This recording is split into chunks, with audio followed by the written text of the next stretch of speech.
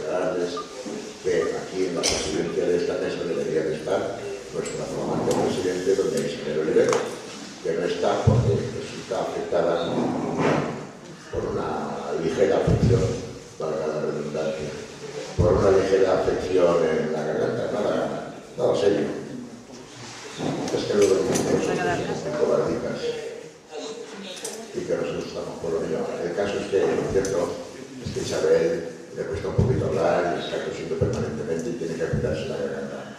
Nuestros mejores deseos para un pronto y absoluto restablecimiento a nuestra presidente. Nuestra presidente, que no la voy a presentar porque no está hoy aquí en la mesa. Ni que decir tiene que todos ustedes saben que es la mamata de esta asociación, que gracias a ella llevamos a cabo este acto y tantísimos otros más, y que es el artífice desde luego, una vez subsanado este ligero problemilla que había. Quiero decirles a ustedes que afortunadamente nuestro ateneo cuenta en sus filas con un excelente y nutrido plantel de artistas en todas las ramas del arte, escritores, poetas, pintores, y que tenemos también buenas representaciones de Venezuela, en lo último que he dicho.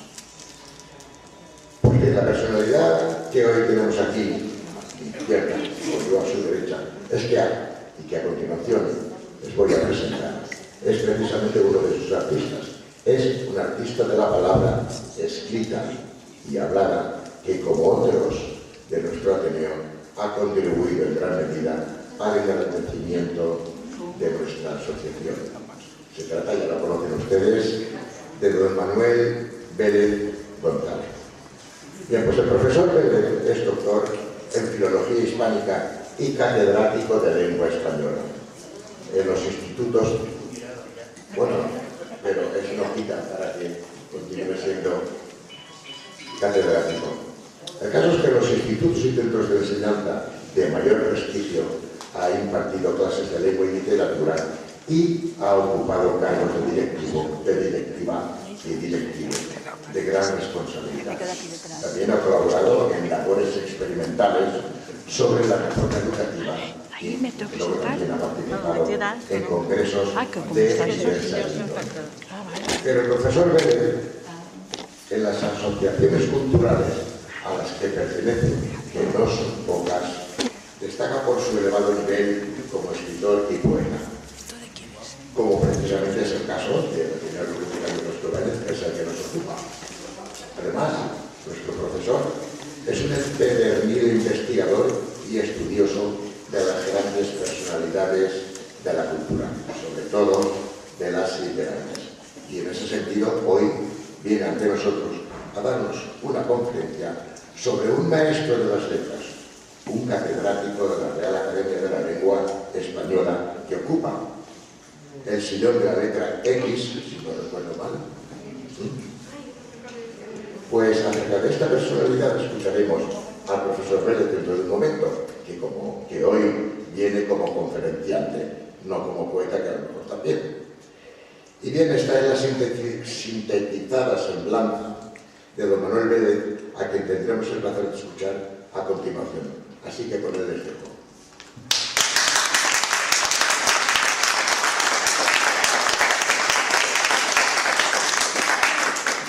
Buenas noches a todos. Intentaré no ser ni largo ni pesado, pero vamos a intentar hacer un poquito distraído el asunto. Entonces, bueno, empezaremos con una pequeñita introducción. El eje de la poesía de Francisco Brines, que es tal vez, creo yo, el mejor poeta vivo valenciano en estos momentos vivo, aunque ya está bastante mayor, está pergeñado de dualidades paradójicas, enlazadas con la técnica del barroco, pero que son expresadas con sencillez y claridad. Estas son como un motor dinámico de movimiento perpetuo en el que giran la muerte y la vida, el deseo y el desencanto, la memoria y el olvido, la infancia y la senectud, la meditación y la acción, el esplendor del cuerpo joven y el acabamiento de esa juventud. También aparece la naturaleza, que se renueva constantemente bajo nuestra mirada, en una especie de nada que no tiene consecuencias desastrosas. Esta sucesión de finitud y germinación constante nos introduce en una espiral que nos fascina y nos arrastra a la lectura de un poema tras otro. Y, como en la vida misma, nos lleva al desánimo y a la vez a una renovación vital más allá del fracaso. Entonces he seleccionado una serie de textos y el primero de ellos, que pertenece a Las brasas, editado en Montonar, 1971, páginas 28 y 29, nos lo lee Estela. Junto a la mesa, que se ha quedado solo, debajo de las vigas, en penumbra los muros, los naranjos arden fuera de luz, y el mar de velas blancas suben encendidos los pinos por el monte.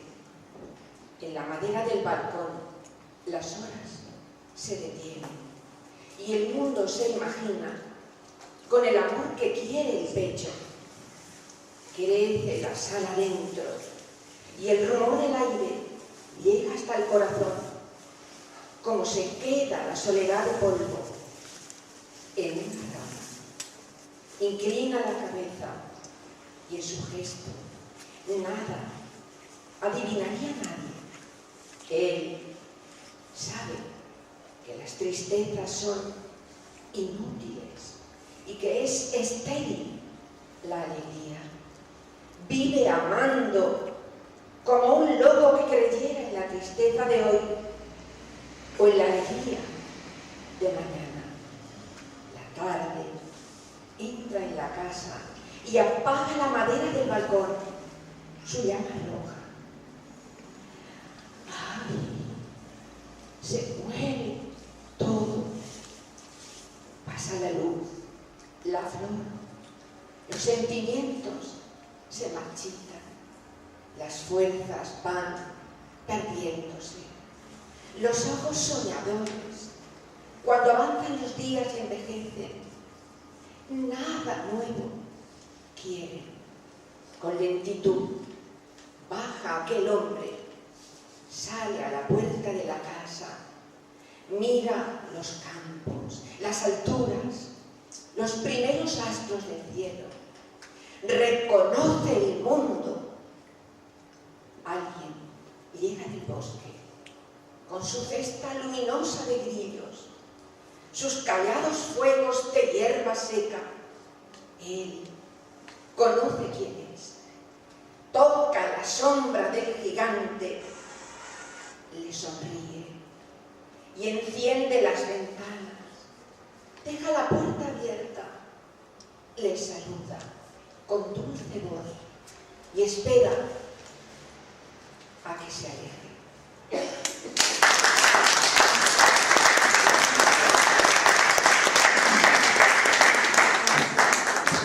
Bueno, pues vamos a hacer a continuación un pequeño resumen de su vida. Francisco Brines nace en Oliva, en Valencia, en 1932. Es hijo de hacendados agricultores valencianos. Estudió Derecho en las universidades de Deusto, Valencia y Salamanca, así como Filosofía y Letras en Madrid. Desde joven se le considera un gran poeta. José Batlló, en su Antología de la Nueva Poesía Española de 1969, lo cataloga como una de las voces más personales de la lírica intimista entre los miembros de la segunda generación poética de posguerra, década de los 50, cerrando filas con otros como Carlos Barral, Caballero Bonal, de Ledesma, Ángel González, José Agustín Guillisoro, Félix Grande, en fin, etcétera, etcétera, un amplio etcétera, incluyendo a José Ángel Valente. Aunque, a diferencia de la mayoría de ellos, nunca cultivó la poesía social, de la que puede percibirse algún rastro en el libro El Santo Inocente, luego llamado Materia Narrativa Inexacta. Fue profesor de español en la Universidad de Oxford. Su trayectoria poética despega con Las brasas en el año 1960, que fue el premio Adonais del año anterior. Más adelante comentaremos un poco más este libro. También recibieron premios importantes otros libros suyos, como Palabras en la oscuridad, del año 1966, Premio de la Crítica, del año 67, y El otoño de las rosas, de 1986, Premio Nacional de Poesía. También tiene el Premio de las Letras Valencianas. Vamos a destacar la poesía ilusionada, de la que hace gala al principio de su producción, con su libro Las brasas. El poema que vamos a leer a continuación está en la página 39 de este libro. Bueno, nos lo va a leer Hasbía. Antes estaba el monte. La mañana buscaba con su luz el acto viejo de allá en el mundo lleno. Más arriba la cruz. Se veían los lejanos caminos y las casas. Otros montes, junto a la pala comí temprano. Y era el humo azul tibio, suave, sueño en el valle. Mis amigos en el agua se reían y con ellos mojé mi cuerpo. Comenzaba cerca de la senda que llevaba a las alturas gradas. La libertad no se encendió.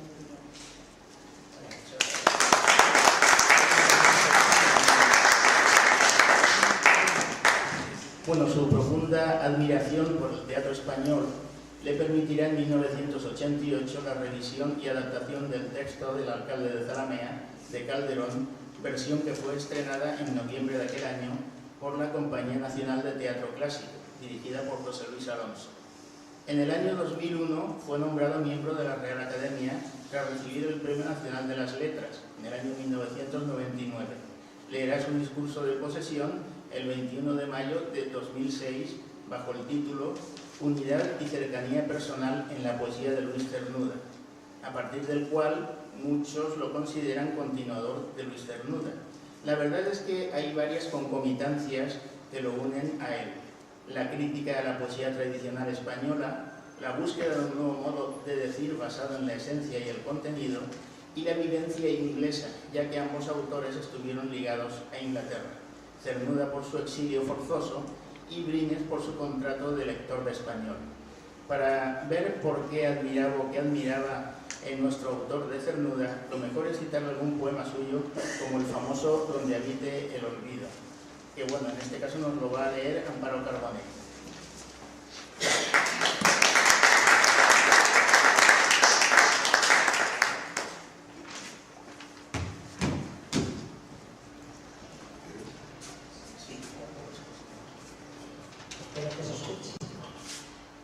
Donde habite el olvido, en los vastos jardines sin aurora, donde yo solo sea memoria de una piedra sepultada entre ortigas, sobre la cual el viento escapa sus insomnios, donde mi nombre deje al cuerpo que designa en brazos de los siglos, donde el deseo no exista. En esa gran región donde el amor, ángel terrible, no esconda como acero en mi pecho su ala, sonriendo, lleno de gracia aérea, mientras crece el tormento.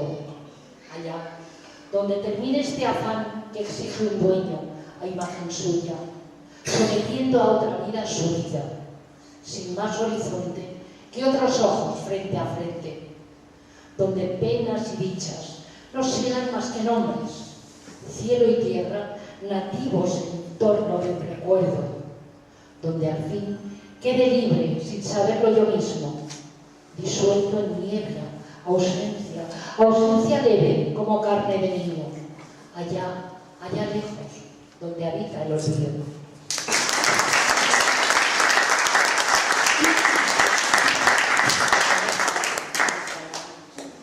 Últimamente ha habido algunas antologías y reediciones de obras clásicas suyas, como Las Brasas, que se reeditó en el año 2009. Entre las antologías destacamos Selección Propia, que es una antología del año 1984, Todos los rostros del pasado, que para mi gusto tal vez es la mejor hecha, del año 2007, y Jardín Nublado, que es una antología poética de la editorial Pretextos del año 2016. Bueno, ha seguido recibiendo premios y reconocimientos hasta hoy, que tiene ya 87 años. Un premio a la creatividad, Ricardo Marín, del año 2004, el cuarto Premio Nacional de Poesía Federico García Lorca, del año 2007, y el Premio Reina Sofía de Poesía Iberoamericana, del año 2010. Bueno, pues vamos a seguir ilustrando su poesía con ejemplos de sus inicios, fundamentalmente. En Las Brasas, en la página 45, nos encontramos con el siguiente poema. Es el está titulado como 7 nada más, y nos lo lee Ángela Colino. ¿Es? ¿Lo he dado a alguien? ¿No? ¿O Ángel? Ah, no, nos lo lee Vida, nos lo lee Vida. Yo me he equivocado porque es el nombre de otro. El alma aquí se enciende, y aquel hombre desfatigado cuerpo se ha dormido con la gran paz de la luz. La tranquila luz llega de los aires y en su boca se aquieta. El humilde cuerpo sueña y hay un olvido natural del mundo. Brilla la tierra, sin moverse, ciego, sigue su vida como el agua pasa, porque quiere la fuente y él alienta seguro como el día que en él vive. Igual que a un árbol derribado vienen las aves y las hierbas lo acomodan. Vencida ya la gloria de la tarde, salen sus musas con tono oscuro del campo. Qué olorosa le ha crecido la barba jardinera. Y allí le duele mucho y ya. Y el anciano se toca el corazón, de allí le duele mucho y él ya no ve, ni escucha nada de fuera de su reino. Con los astros se cumple la honda noche y allí queda fija su soledad, frío en el suelo. Bueno, pues vamos a comentar un poco el temperamento personal y la voz poética, y empezando también por una pequeña introducción. Se trata de un poeta de los que yo domino esencialista, es decir, basado en el significado y no en el lenguaje, que solo le sirve de vehículo. La tendencia parte del nivel de Unamuno, que iba en contra de las corrientes imperantes en su época. Afirmaba que en España no hay poesía, sino antipoesía, es decir, elocuencia rimada o descripcionismo más o menos sonoro. Aparte de si estamos de acuerdo o no con esta afirmación, yo de hecho no lo estoy, lo cierto es que Unamuno iba por el mismo camino que Cernuda, al que se suma indirectamente Francisco Brines, el de dar primacía al pensamiento e integrarlo y destacarlo dentro del poema, lo que se hace partiendo de autores como Wordsworth, Coleridge o Browning, situados dentro de la llamada poesía meditativa. Sin ser un seguidor de Unamuno, su poesía es más que discutible, la poesía de Unamuno, que tampoco me gusta demasiado, o de Cernuda directamente. Lo cierto es que se sale de la tradición heredada y se eleva por encima de su generación a través de ese influjo inglés. Hasta el propio autor ha hablado de esta influencia y de su poesía basada en la meditación, pero está claro que en su poesía predomina una suave, no rupturista renovación del lenguaje que le da importancia a un contenido de raíces filosóficas. En realidad, el mayor mérito de Brines es que ha sabido digerir la propuesta esencial de la poesía meditativa, que surge a su vez de la poesía metafísica. Contemporáneos de la juventud de Brines, como Hopkins o Eliot, o poetas ingleses del siglo XVII, como Don Herbert, Grasham, Marvell, ejercen su influjo en Cernuda y por ende en Brines. Y habría que investigar también la relación entre esta poesía y la mística del siglo XVI o el conceptismo y el siglo de oro del XVII. En las páginas 10 y 11 de su poemario Las brasas afirma lo siguiente: hay un temprano envejecimiento de los sentidos y sin precisar ahora qué es lo que precede, un súbito acontecer de renuncias y desengaños. Única contrapartida es el enriquecimiento meditativo del dolor. Cuando el ser humano se detiene a reflexionar sobre tanta desolación, se encuentra despojado de su adolescencia y con ella de su infancia. Comienza de esta forma el Brines existencialista que vive como en menoscabo o en una especie de tristeza permanente. Sobre esta cuestión ha habido estudios como los de Louis Marx o del propio T.S. Eliot, sentando las bases de la poesía en la que Brines es más pródigo y que constituye el eje fundacional de su maduración poética. La poesía meditativa de Blake, de Wordsworth, de Hopkins, Dickinson, Yeats, Eliot, Rilke, etc., servirá de base y cimiento a la poesía plenamente formada de nuestro autor. Bueno, pues seguimos con algunos poemas que pertenecen a su libro Las brasas, que también es el libro fundacional de él, y el siguiente poema nos lo va a leer Fernando Robles.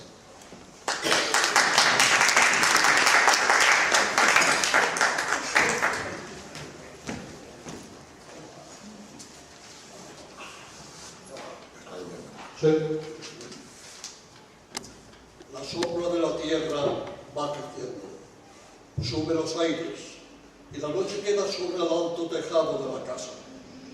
Se ensombrece el naranjo, y azahares huelen por el desván, Pesan los muros y el hombre que la habita se detiene para pensar vanos recuerdos. Oye cómo riegan los nardos su jardín, ve que se vuelca por las tapias bajas limoneras doblando los caminos. Vuelven las estaciones del destierro y dormita el sillón y los papeles sin resplandor sobre la mesa. Es la hora del otoño de este día, la hora de la luz en la ventana desde el camino de las piedras. Hombre que siente y ya madura su cabeza, destruido el cabello y el cansancio, meditación inútil, cuando pronto dejará de vivir en esta casa y olvidará su nombre cuando piensa que nada le ha quedado de la vida.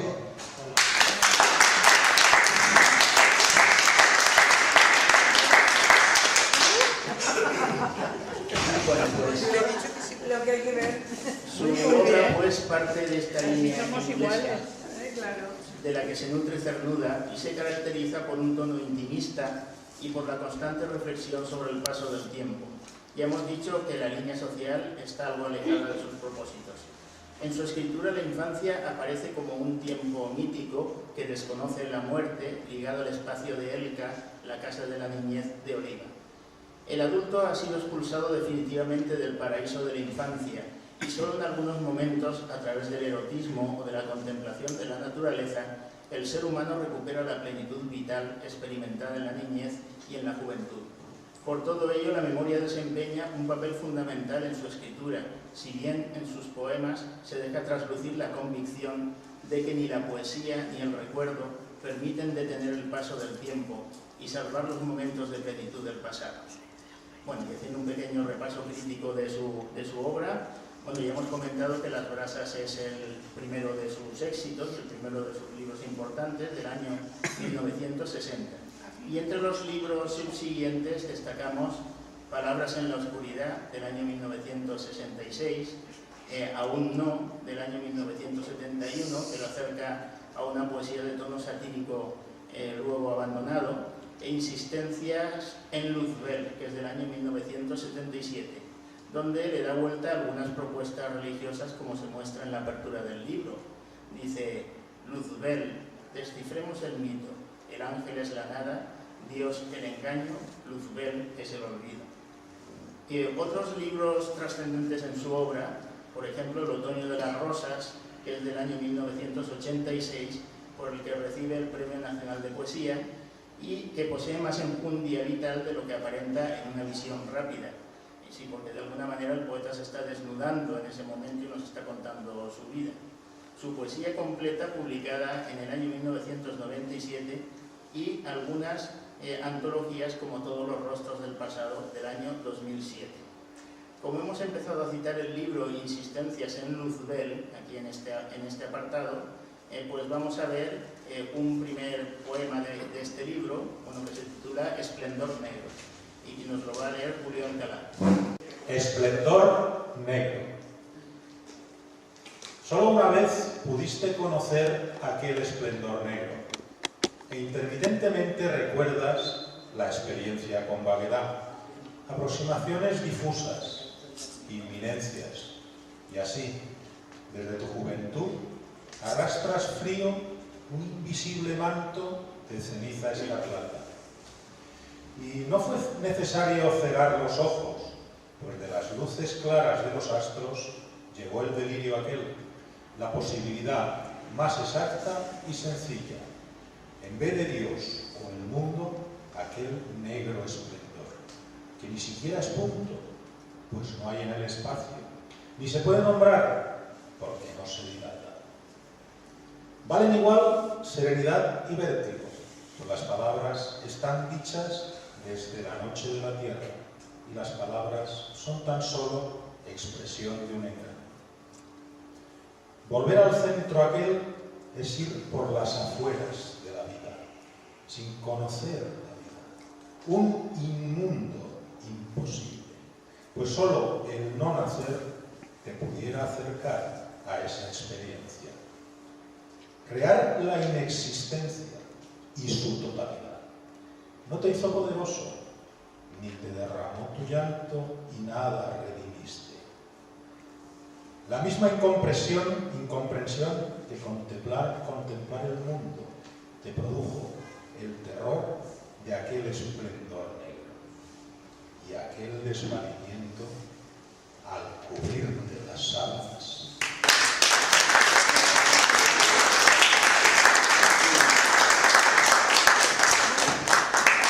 Bueno, los registros de la poesía de Brines pues son muy variados en tonos y temas, pero una intencionalidad última parece regir su obra: ser fiel a sí mismo en lo ético y en lo estético. El antes mencionado discurso de ingreso en la Real Academia, Brines dijo algo sobre Cernuda que podría aplicarse a sí mismo. La fidelidad con que ha vivido la existencia personal es máximamente valorada. El desvelamiento de la propia verdad no sufre tregua, y la poesía tendrá como misión esclarecerla y fijarla. Las palabras de Brines no solamente reflejan una convicción personal, además de sus afinidades con Cernuda, sino que de algún modo vienen a resumir también gran parte de los rasgos que se han aducido sobre su obra. Sin embargo, más allá de saber si su poesía esclarece o fija la propia verdad del autor o la del personaje que se erige en el centro de su mundo poético, vamos a adentrarnos en su palabra esencial, es decir, en su respuesta creadora al mundo y a las circunstancias vitales que lo rodean, buscando otras verdades que quizá no sean las del yo existencial del autor, pero sí las de un estilo y una conciencia que lo insertan en un espacio más amplio que es la vida en general. Y no solo me refiero al resto de la humanidad, sino también al mundo filosófico que se ha mostrado como un universo que está vivo y es dinámico. Y bueno, voy a hablar un poquito más, pero para tener que se nos echa encima el tiempo. Bueno, hablemos un poco del proceso creador. En pocos siglos se han producido tantos cambios y tan rápidos como en el siglo XX, en el que existe una gran dispersión de tendencias. El proceso creador ha sido sometido a una valoración extrema.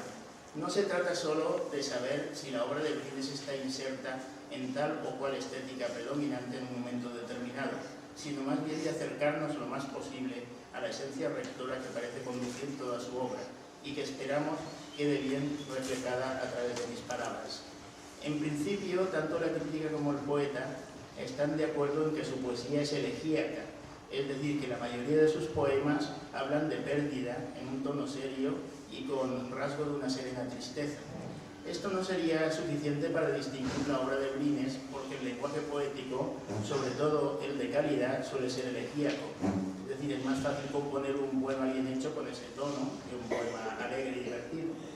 En Brines casi todo evoca lo ausente, la pérdida de la gracia inicial, lo desaparecido como clave de la existencia, y ello coincide con la poesía en general. Entonces, ¿dónde estaría la originalidad de Francisco Brines? Pues tal vez en que se podría englobar bajo otro término general y quizá más preciso para definirla, la poesía meditativa que he mencionado antes. Y es aquí donde está el enlace con Cernuda y la poesía inglesa de la que también hemos hablado.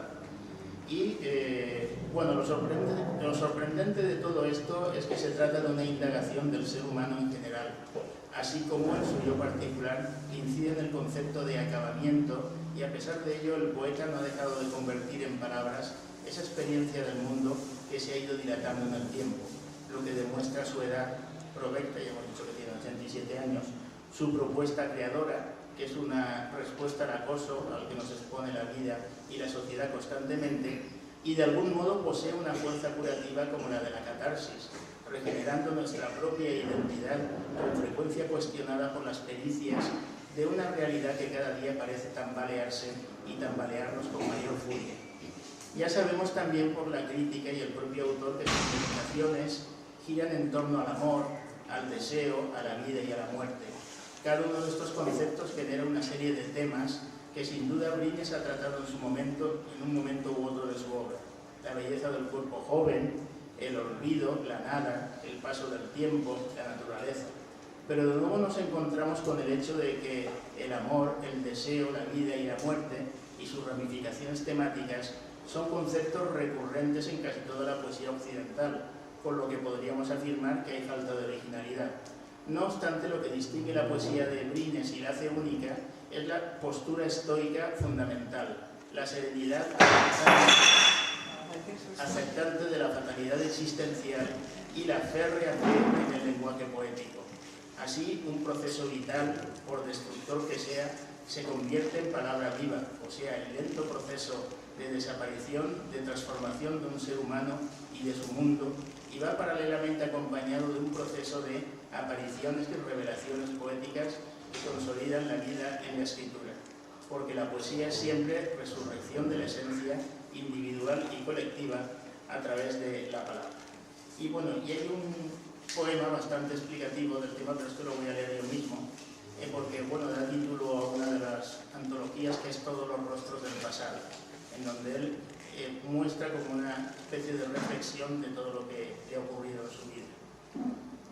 Todos los rostros del pasado, difusos, bellos, han venido con su pureza o su maldad a liberarme de la tristeza en esta tarde.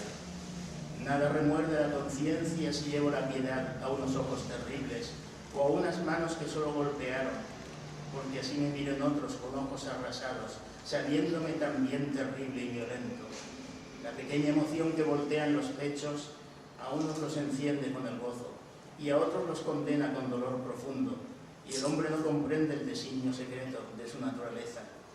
Todos nos hemos unidos, algunos todavía con rubor infantil, otros desnudos y vigorosos debajo de las sábanas, para mirarnos confiadamente.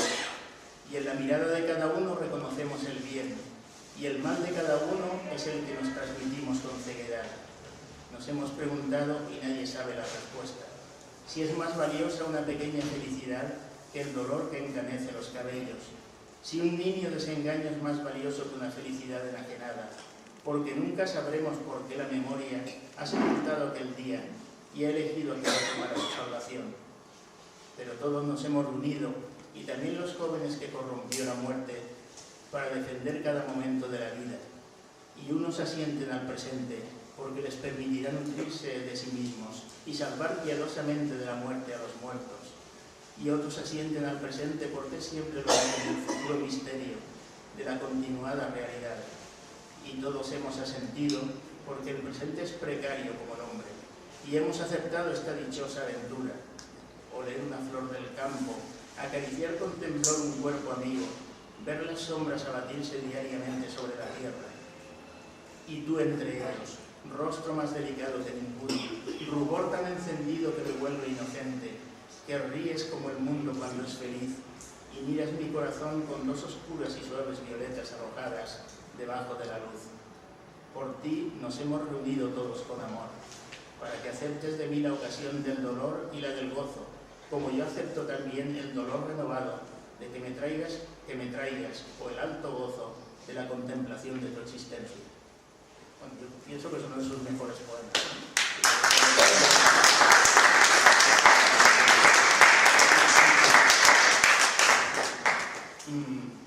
Bueno, y un poquito más sobre su escritura. Este tipo de escritura tiende a evitar las imágenes irracionales y las referencias literarias. Busca la claridad expresiva y se da... Ay, Dios mío. Hay que ponerse la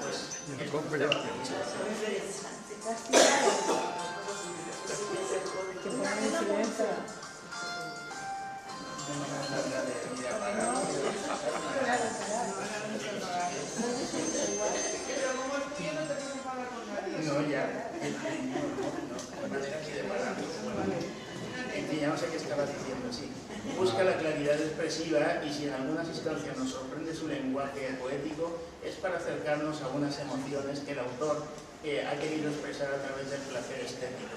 No como un recurso gratuito o un adorno, sino para articular sentimientos y sensaciones, que por voluntad propia el poeta no ha querido que sean puras crónicas de lo real, sino estructuras sensoriales que en sí expresan la intensidad de los momentos vividos o imaginados y su respuesta creadora a estos.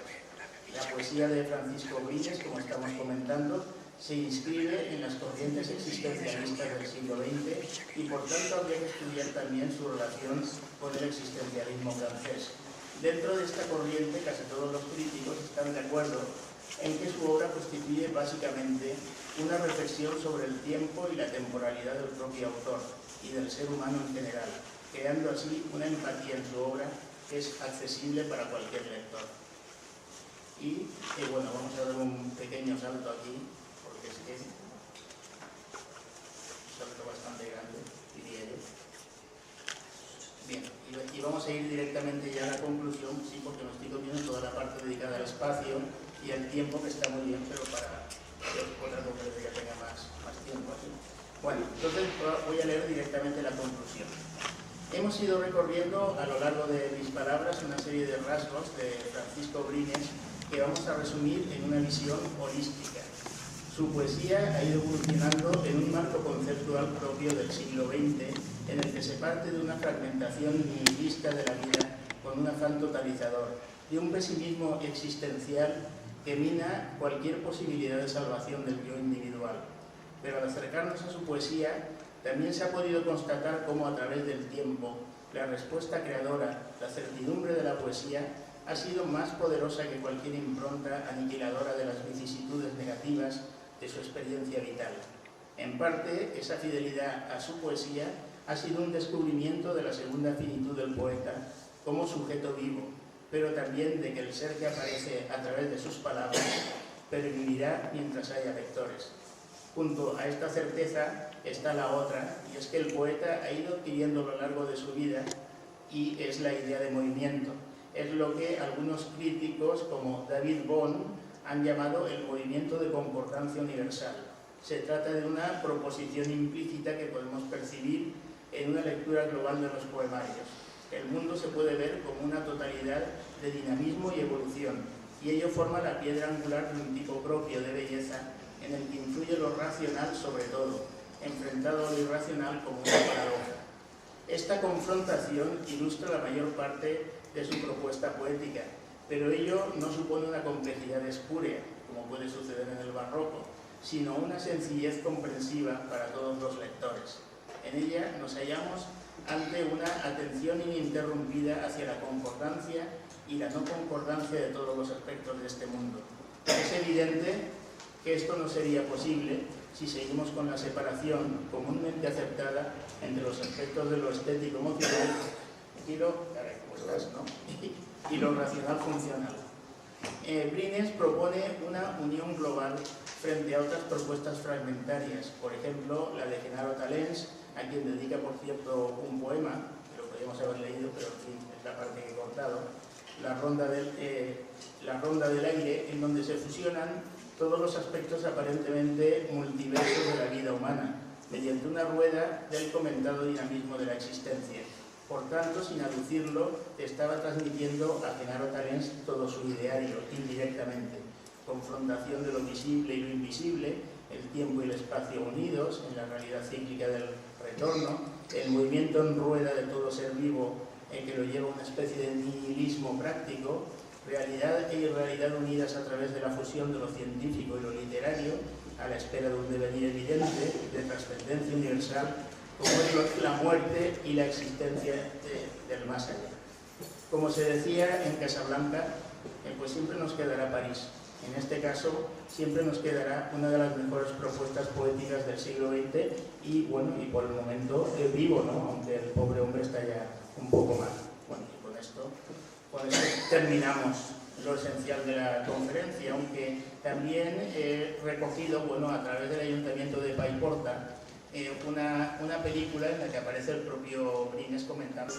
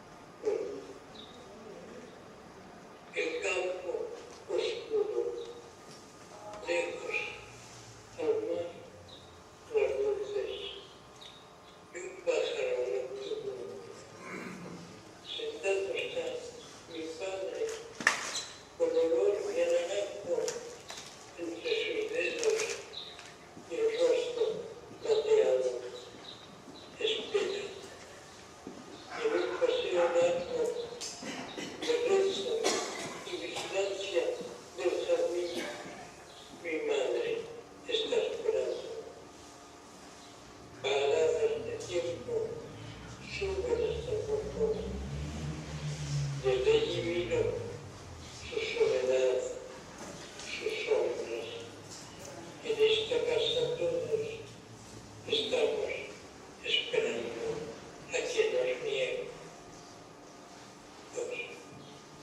El campo oscuro, lejos al mar, las luces y un pájaro nocturno, con rostro plateado y hondo olor de naranjo, espera un hombre y una mujer espera, vigilando el campo.